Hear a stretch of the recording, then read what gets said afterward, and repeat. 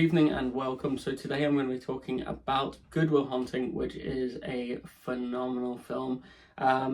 I suppose the directing's great in this, but it's really the screenplay that solidifies this film as being great. Now, the wonderful thing about this is Matt Damon and Ben Affleck wrote this, and they were so young and ended up winning the Oscar for this, but they were so young writing this. I think they were in like their early 20s, which is just an outstanding achievement, especially for a film that stands the test of time, and it's so articulately woven together that there's never a dull conversation in it, and there's never kind of, the characters are always built so well, even though there's a kind of characteristic or a caricature of the characters. So Matt Damon's is a working class genius, so he's a mathematical genius.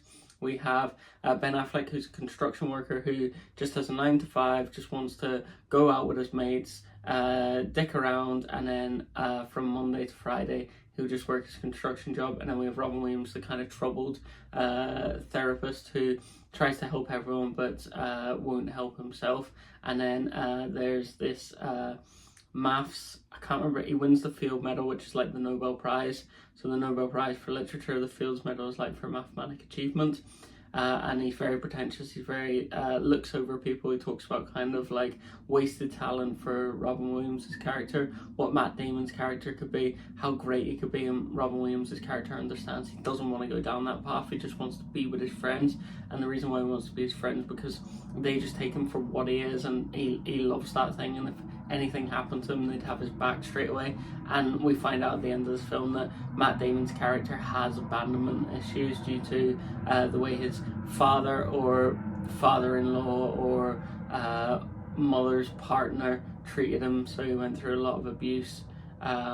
So it's a very hard-hitting story, especially for Matt Damon and Ben Affleck to tackle at such a young age, which is extraordinary, because at that age I would have hated to write anything like that. I would have thought, one, I wouldn't have had a great concept on it, two, I would have just avoided it like the plague, and then three, then I would have just not thought that my writing would have been that good, or I wouldn't have had the experience in life to write such deep characters. Now, I always judge films on moments. I always judge acting on moments, just because I just think the moments show the great range. And there's so many great moments in this film. So there's one where you have the kind of pompous rich kid who comes in and tries to kill Matt Damon's conversation, Will's conversation with this woman that he meets at a bar, and he's referencing a load of people that he's learned at his prestigious university. And Will's like, oh, you know what, the first year you're going to learn about this, the second year you're going to contradict that person because this is what you're going to learn about, and then third year then you're going to learn about this, and you've basically wasted your education where you could have just went to the library for like $3.95, I think he says, a month. That you put down 200 grand, and then the pompous guy's like, well, at least my kids, you'll be serving my kids fries whenever I go past your drive-through in like a Ferrari or whatever he references. It's just like absolutely pompous, and I love the switch in Will where he's like, that's funny, that is.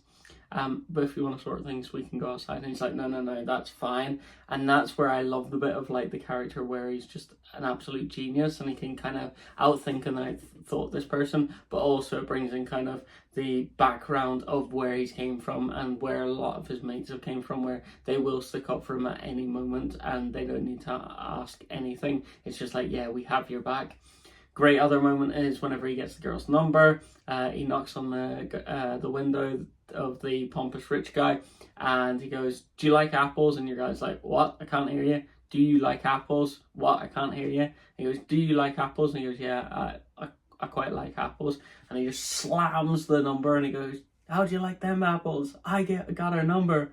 And it's just such a great little scene that I was like, oh, that's great.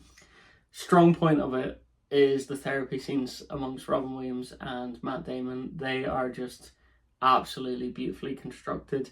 We get an insight into Matt Damon's life here and there. He's very hard to break down.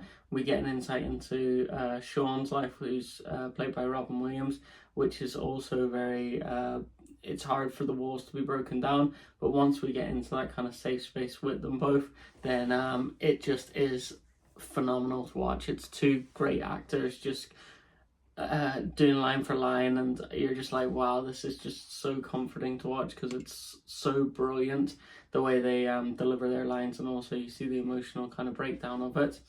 And then it gets to the ending and you're like, holy shit, like I've went on this massive journey with Matt Damon.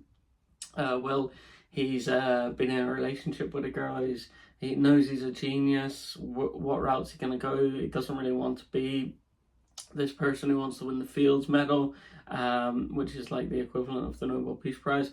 And he's like, no, I don't want to go down that path. I kind of want to just be me and do what I want to do. And I'm quite happy to do the same thing that my mates do, where they have a 9 to 5 job, Monday to Friday, and then get to hang out on the Saturday and Sundays.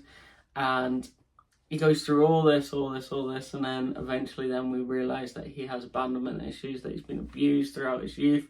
And it's just such a heartwarming scene that Robin Williams goes, it's not your fault, it's not your fault, it's not your fault. And it's just so good the way they end it. And there's so many interesting conversations that they have. It really is the strength of the film.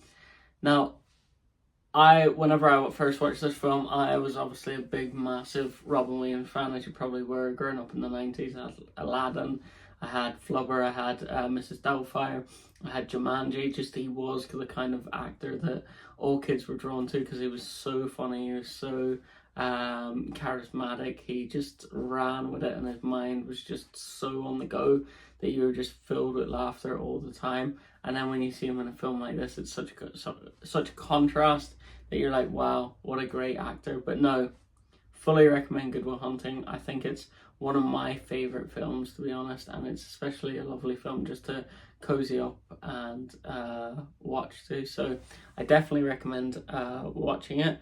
Thank you, Michael, for suggesting, and if anyone else has any suggestions, then please put them in the comments below and I will respond with a review. It can be any film.